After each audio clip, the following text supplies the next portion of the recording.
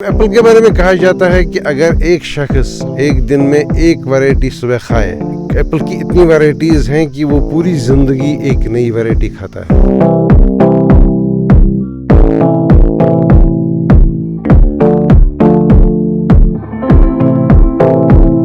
सितंबर का महीना है और एप्पल पिकिंग शुरू हो गई है कुछ इलाकों में। एप्पल हार्वेस्टिंग का जो सीज़न होता है वो यूजुअली अक्टूबर में शुरू होता है, लेकिन पिछले कई बरस से पिछले 10 साल में जो कश्मीर में तब्दीली आ रही है, शिफ्ट हो रहा है from traditional apple to high density apple. तो हाई डेंसिटी थोड़ा पहले तैयार होता है, तो इस वक्त पूरे कश्मीर में जहाँ जहाँ भी हाई डेंसिटी एप्पल प्लांटेशन है वहाँ हार्वेस्टिंग बिल्कुल शुरू हो गई है।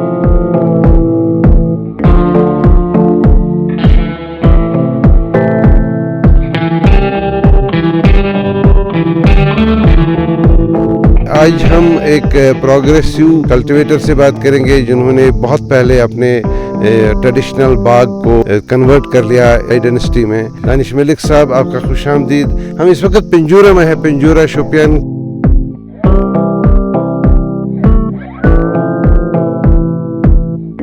कौन से कंपेलिंग फैक्टर्स है जिन्होंने आपको इंकरेज किया कि ट्रेडिशनल बाग को काट के हाई डेंसिटी बाग लगाएं? आइडिया बिल्कुल 2016 से मुझे आया था, बट फिर गवर्नमेंट ने इसमें हमें स्कीम रखी, सब्सिडी दे रहे थे वो, तो पर कनाल 1 लाख रुपए सब्सिडी थी, तो ग्रोवर को थोड़ा सा बर्डन कम पड़ा।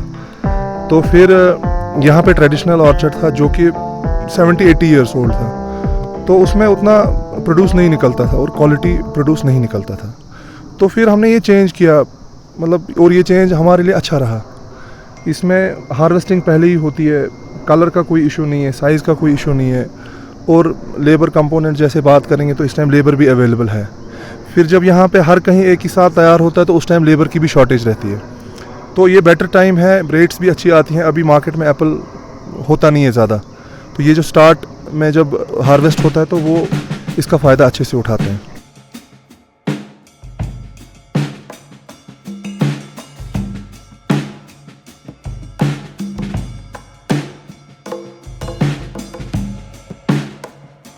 तो जो ट्रेडिशनल वैरायटीज में हम देखते हैं मामला होता है बहुत सारी बीमारियों का, स्कैब होता है, संजूज स्केल होता है, लीफ फॉल होता है, और भी बहुत सारी चीज़ें होती हैं। जो आपका तजुर्बा है वो क्या बता रहा है हाई डेंसिटी के हवाले से? थोड़ा सा डिजीज़ रेजिस्टेंट है ये गाला एप्पल पर्टिकुलरली जो है, इसमें डिजीज़ का उतना ज़्यादा खतरा नहीं है, बट फिर भी हमें केयरफुल रहना पड़ता है। इस साल बारिशें बहुत हुई, मतलब एक्सेस रेन हुआ, तो उस वजह से हमें एक्स्ट्रा केयर लेना पड़ा और स्प्रे शेड्यूल बड़ा फॉलो करना पड़ा। बाकी चीज़ें जो भी हैं नीचे इरिगेशन वगैरह, तो वो मेंटेन हमने किया अच्छे से। मगर एक चीज़ है कि ये थोड़ा मेंटेनेंस कम है। स्प्रे जैसे एक्सेस जो उसमें हाफ ऑफ द स्प्रे ज़ाया हो जाती है, क्योंकि ऊपर तक स्प्रे गन से स्प्रे करना है, फिर वो नीचे गिरता है। इसमें मतलब विजिबल है सारा, तो मतलब इजी है स्प्रे करना, तो उतना हेक्टिक नहीं है।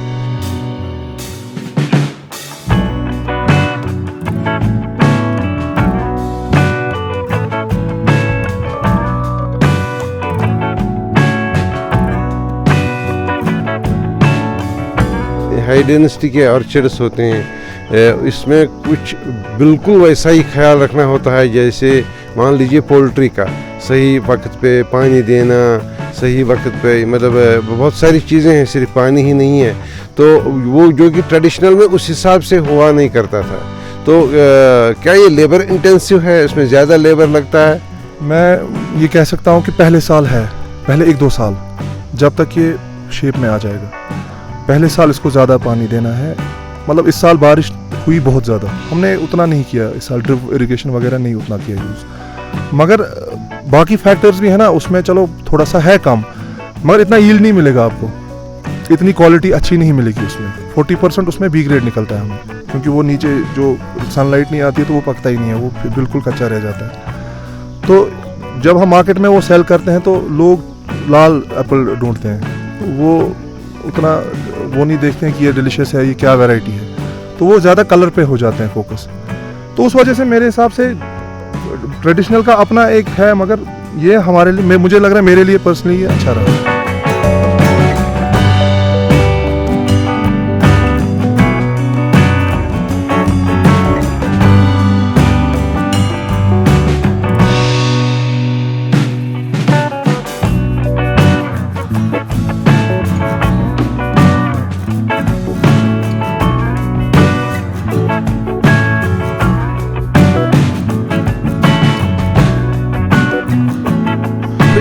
कैसे आप कंपेयर करेंगे ट्रेडिशनल के मुकाबले में? ये हाई डेंसिटी है, इसमें मतलब बहुत कम एरिया में आपको ज़्यादा क्रॉप मिलता है। ट्रेडिशनल में जैसे इस साल की बात करेंगे, जो पिछले साल क्रॉप था उसका 30% है, पर हाई डेंसिटी पे कोई फ़र्क नहीं है। आप देखिए मतलब फुल क्रॉप, मुझे लगता है हमें थोड़ा थिन आउट करना था, वो हमसे गलती हो गई।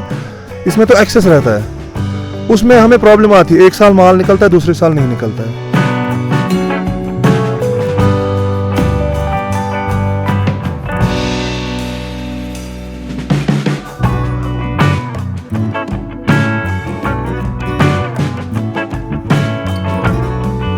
तो मार्केट कैसे यूजुअली बिहेव करता है if we make a comparison between traditional varieties and the high density variety? Market overall depend करता है, हिमाचल का कैसा प्रोड्यूस है, यहाँ का प्रोड्यूस कैसा है, कितना है और किस बेल्ट में कितना है। यहाँ हेल स्टॉर्म आई तो उसने आधे एरियाज डैमेज कर दिए। इस पे शुक्र खुदा का कि इस पे हेल नेट लगी है, यहाँ भी हेल हुई मगर डैमेज नहीं हुआ, तो वो फ़ायदे हैं इसमें। यहाँ हेल नेट लगा, ट्रेडिशनल एप्पल को हम हेल नेट लगा नहीं सकते।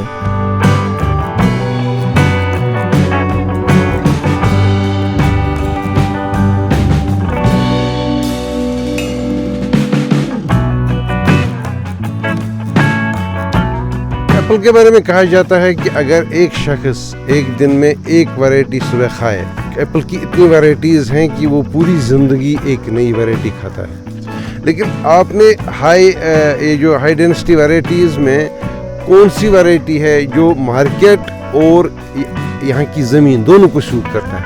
ये इटली के आए हैं पेड़, तो हमें उतना आइडिया नहीं था। तो फिर हमने डिपार्टमेंट से भी थोड़ी बात की, तो मुझे लग रहा है जो इस टाइम सूट कर रहा है कश्मीर में और यहाँ पर्टिकुलरली वो है गाला। गाला में मीमा है, ये शेनिगो रेड है, टेरेक्स है, तो ये मुझे लग रहा है यहाँ पे सूट कर रही है इस एलिवेशन पे।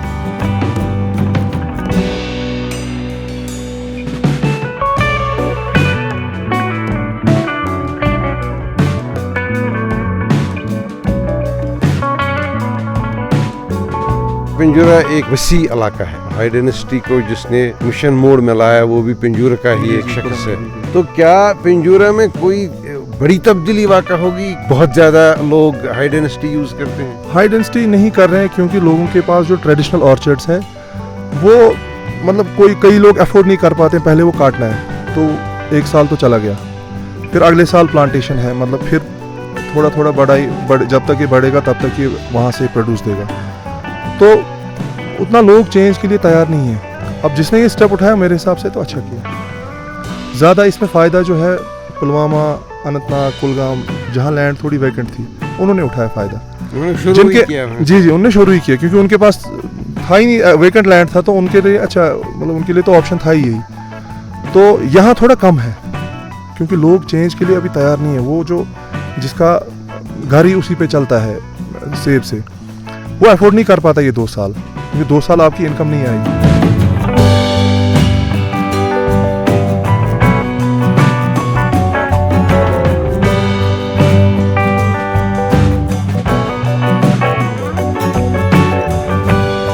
हमारे यहाँ एक स्कीम है हाई डेंसिटी की, उसमें कोई शक है ही नहीं। जी।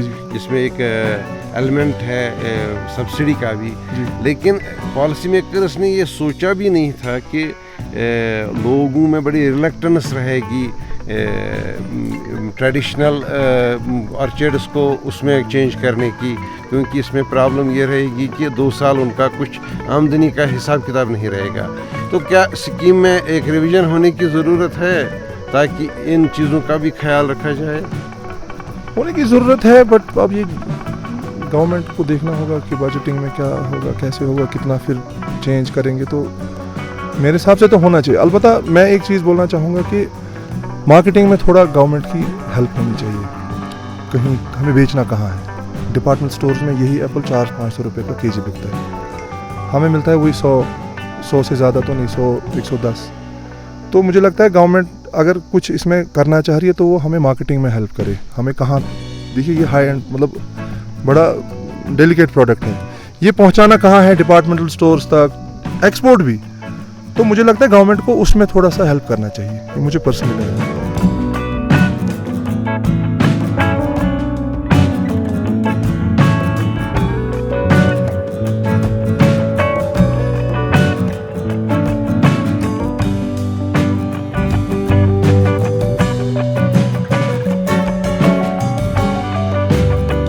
ट्रेडिशनल और हाइडेनिस्ट के रिटर्न्स में कितना फ़र्क होने की इसमें गुंजाइश होती है? इसमें मतलब जब ये पीक पे पहुंचेगा ये 3 से 4 गुना दे देगा, 3 to 4 टाइम्स जो हम ट्रेडिशनल से ले रहे हैं, 3 गुना तो बिल्कुल।